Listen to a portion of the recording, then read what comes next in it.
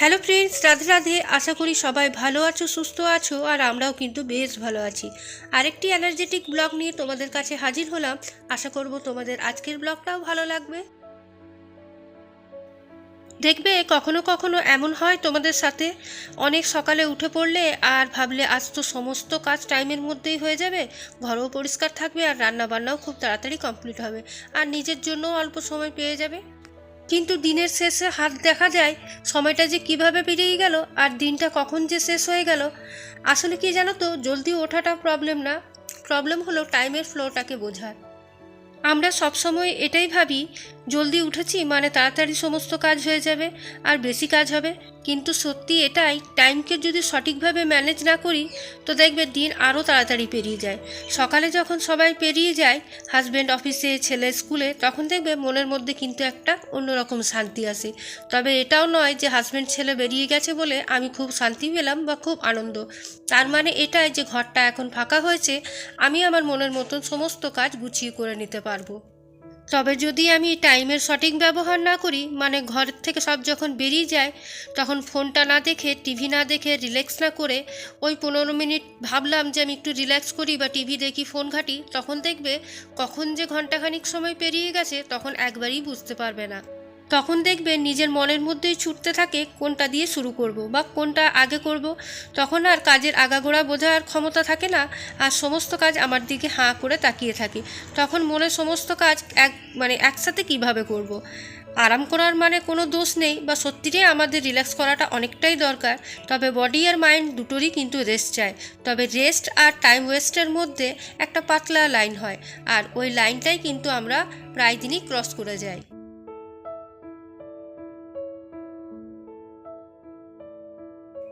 চেষ্টা করো যখন ঘর খালি হয়ে যায়, 1 কাপ চায়ের সাথে নিজের জন্য 5 মিনিট সময় বের করার।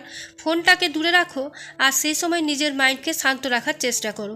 দেখবে একটা প্রতিদিনের সুঅভ্যাস মানুষের মুডকে অনেকটাই চেঞ্জ করে দেয়। কারণ দিনের এনার্জি শুধুমাত্র ফিজিক্যাল ওয়ার্ক দিয়ে হয় না, ফ্লো দিয়েও শুরু হয়। যখন তুমি টাইমে সমস্ত কাজ করবে, তখন সমস্ত কাজ কিন্তু দেখবে একদম স্মুথলি হয়ে যায়। আর বিকেলটা পুরোটাই রিল্যাক্সের মধ্যে পাওয়া যায়, কারণ সে সময় আর কোনো রকমের কাজের চাপ থাকে না। আর সমস্ত কাজ তো দুপুরের মধ্যেই আমি কমপ্লিট করে নিয়েছি, তাহলে বিকেলটা আমার জন্য অনেকটা সময় দেয়। ব্যাস রান্না বান্না আর ছেলের পড়াশুনো, তারপর তো টিভি এগুলো আছেই, দেখবই, তাই না? তবে হ্যাঁ, যখন হাতে সময় থাকবে না, টাইমের অপব্যবহার করব, সেই সময়টা যদি আমরা ফোন, টিভি, বন্ধু বান্ধব, গল্প গুজব নিয়ে বের করি, তখন কিন্তু আমাদের হাত থেকে যে সময়টা কখন বেরিয়ে যাবে তখন আমরা একটুও টের পাবো না। তাই যখনের কাজ তখন করে নেওয়া আর সময় মেনটেন করাটা একটা অনেক বড় ব্যাপার একটা সংসারের কাজ করতে গেলে। তো প্রত্যেক গৃহিণীর এটাই মনে রাখতে হবে, ঘুম থেকে যে ভোর ভোর উঠে যাওয়াটাই বিশাল ব্যাপার তা নয়। আগে রাত্রে নিজের বডিটাকে ভালোভাবে যদি আমরা রিল্যাক্স দিতে পারি, মানে ভালোভাবে ঘুমোই, তাহলেই কিন্তু সকালে ভোরে উঠে আমরা সমস্ত কাজ সুন্দরভাবে করতে পারবো। আর যেদিন রাত্রে আমরা ঘুমোতে পারবো না, সেদিন সকাল থেকে উঠেই দেখবে মুডটা একটা খিটমিটে স্বভাবের থাকবে, আর সবার প্রতি রাগ হবে, আর জোর করে ভোরবেলা ওঠা হয়। তো তার জন্যে আমার মনে হয় ফোনটাকে রাত্রে দূরে সরিয়ে সময়ের মধ্যে শুয়ে যাও, আর ভোরবেলায় উঠে নিজের জন্য সময় বের করো, একটু নিজেকে রিল্যাক্স করার জন্য একটু ব্যায়াম। তারপর যেটা আমরা ডিটক্স ওয়াটার, যে যেটা খায়, কেউ উষ্ণ গরম জল, কেউ বানিয়ে খায়, সেটা খাও। তারপর ঘরের সমস্ত কাজ ঘড়ি দেখে শুরু করে দাও, দেখবে কুইকলি কিন্তু ঘন্টা খানিকের মধ্যে সমস্ত কাজ, রান্না বান্না সমস্ত কাজ কমপ্লিট হয়ে যায়। একটা গৃহিণীর কিন্তু এটা অনেক বড় দায়িত্ব, যেটা বলা হয় টাইম ম্যানেজমেন্ট, তাই না?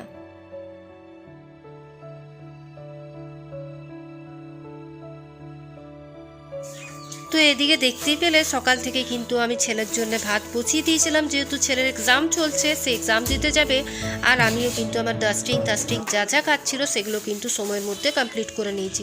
আর এখন এই যে গ্রোসারির কিছু জিনিস ছিল, শুধু ডাল জাতীয় জিনিস যেগুলো, সেগুলোই এখন কিন্তু আমি রিফিল করে নেব। মুসুর ডাল, ছোলার ডাল, অড়হর ডাল, তারপর বিরি ডাল, তারপর তোমার ওই যে মটর, কাবলি চানা, এই সমস্ত জিনিসগুলোর তুলে রাখা হয়নি, তো এখন সেগুলোই কিন্তু তুলে রাখছি। আর এদিকে ভাতটা ফুটছে, আর ওইদিকে ছেলের জন্য একটু ভাজা বানিয়েছি। ছেলে আমার মাছ খেয়ে যায় না, তো তাই তার জন্য কিন্তু বড়া ভাজতে হয়। তো তার জন্য বড়াটা একটু ভাজবো আর একটু আলু ভেজে দিয়েছিলাম। তো যাই হোক, এখন এগুলো সব রিফিল করে এখন দেখো কোটো বাটাগুলো কিন্তু আমি একটু করে এরকমভাবেই পরিষ্কার করে নিই, তাহলে সেই যে তেল চিটচিট ভাবটা সেটা কিন্তু আর থাকে না। প্রতিদিন যদি একটু করে এরকম কাপড় দিয়ে আমরা এগুলো পরিষ্কার করে নিতে পারি, আর যখন রিফিল করি তখনও যদি একবার করে মুছে নিই, ভেজা কাপড়েই বলো বা শুকনো কাপড়েই, তাহলে কিন্তু সেই রকম তেলটা থাকে না। আর যেগুলো ইউজ হয়ে থাকে প্রত্যেক দিন রান্নাবান্নার ক্ষেত্রে, সেগুলো কিন্তু আমি একটা ভেজে ন্যাকড়া দিয়ে প্রতিদিন মুছে দিই। আর এদিকে জানো তো, কাজুটা কিছুতেই খুঁজে পাচ্ছিলাম না কোথায় রেখেছি। তো যাই হোক, অবশেষে খুঁজে পেয়ে আবার কন্টেনারের মধ্যে রেখে দিলাম। আর যেগুলো আমার এক্সট্রা জিনিস আছে সেগুলো কিন্তু আমি এর নিচের র্যাকের মধ্যে গুছিয়ে রাখি। ছেলে স্কুল চলে যাওয়ার পর সে আর এসে কিন্তু এগুলো আর একদমই খাবে না। যে রান্নাবান্নাগুলো আমি করব তার কিন্তু পরোটা বা কোনো তরকারি বা চাউমিন যাই হোক, ওকে ম্যাগি কিছু একটা করে দিতে হবে। তো আজকে খাবার দাবারের মধ্যে আমার আর হাজব্যান্ডেরই খাবার বানাতে হবে। তো যাই হোক, অনেক কিছুই আজকে টুকিটাকি করে রান্নাবান্না হয়ে গেছিলো। তো সেগুলো তোমাদের সাথে অবশ্যই শেয়ার করবো। আর এদিকে এই যে ছেলের জন্য মুসুর ডালের বড়াটা ভেজে দিচ্ছি গরম গরম। আর ওকে কিন্তু ভাতটা মেখে খাইয়ে দিতে হয়। পরীক্ষার সময় একদমই খেয়ে যেতে চায় না, যেহেতু মর্নিং স্কুল ওদের, কিন্তু পরীক্ষাটা দেরি করে হচ্ছে বলে তাই একটু ভাতই খাইয়ে দিই, ঘি ভাত আর আলু সিদ্ধ, আর তার সাথে ওই বড়া ভাজা। মাছ তো বললামই খাবে না।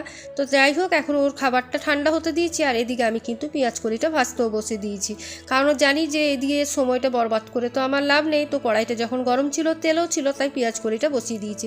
আর এই যে এখন ছেলের জন্য ভাতটা মেখে নিই, তারপর ওকেও খাইয়ে দিই। সত্যি বলতে গেলে একটা মায়ের, একটা স্ত্রীর আর একটা মেয়ের অনেক দায়িত্ব থাকে, যেগুলো কিন্তু আমরা পরপর পালন করে যাই। আর সেটা না করলে কিন্তু হয়ও না। আমরা ছোটোর থেকে মাকেও দেখেছি যে একা হাতে সমস্ত করেছে। বাবারা তো অফিসে ডিউটিতেই ব্যস্ত থাকতো, কিন্তু মারা আমাদের সমস্ত দায়িত্ব নিয়ে কিন্তু সমস্ত কিছু করতো। স্কুল পাঠানোর থেকে, বাবাদের টিফিন থেকে, আমাদেরকে পড়াশোনাতে দিয়ে আসা, নিয়ে আসা, এই সমস্ত কাজ কিন্তু মারাই করতো, তাই না? তো এখন আমাদেরও সেই কর্তব্যগুলো গলায় ঘাড়ে এসে পড়েছে। তো যাই হোক, এখন স্নান টান করে রান্নাবান্না কমপ্লিট করে আমি পুজোটা সেরে নিলাম। ওই যে জবা ফুল পেয়েছি, দেখতেই পেলে তখন তোমরা। তো ফুল যেদিন পাই সেদিন কিন্তু খুব ভালো লাগে ঠাকুরকে দিতে। আর এখন তো জবা ফুল গরমকালে আমাদের বাগানে প্রচুর জবা গাছ আছে, প্রচুর জবা ফুল পাওয়া যাবে। তো এখন প্রতিদিনই দিতে পারবো। আর এই যে এখন স্নান টান করে আমি আমার স্কিন কেয়ার করে নিচ্ছি। প্রথমে একটু টোনার অ্যাপ্লাই করলাম, তারপর এই যে একটা সিরাম, আর ওই 2-3 সেকেন্ড পর একটা ময়শ্চারাইজার ইউজ করব। তো ব্যাস, তাহলেই হয়ে গেল আমার স্কিন কেয়ার। আর টোনারটা কিন্তু সবসময় এরকম ড্যাব ড্যাবভাবে ব্যবহার করবে, কোনো সময় মুছে নিও না। এরকম ড্যাব ড্যাব করে যদি ইউজ করো, তাহলে টোনার এই সিরাম কিন্তু অনেকটাই উপকারে লাগে। আর তোমাদের সাথে লাঞ্চটাও শেয়ার করি। এই যে এদিকে দেখো, বড়ার কোপ্তা করেছিল ভাইজি, সে দিয়ে গেছে। এইদিকে ডাটা আলু পোস্ত, পেঁয়াজকলি ভাজা, বড়া ভাজা, আর আজকে করেছিলাম মাশরুমটা ওই কষা কষাই করেছি। আর এদিকে নিম ভাজা আর মুগ ডাল তো আছে। আর এখন তো বুঝতেই পারছো যা সিজন, সবসময় তোমার নিম ভাজা আর ডাঁটার তরকারি আর ইঁচড়ের সবজি। তো যাই হোক, কালকে আবার একটা নিউ ব্লগ নিয়ে তোমাদের সাথে দেখা হবে। ভালো লাগলে অবশ্যই একটা লাইক কমেন্ট করে দিও। আজকের মতন এটুকুই, টাটা।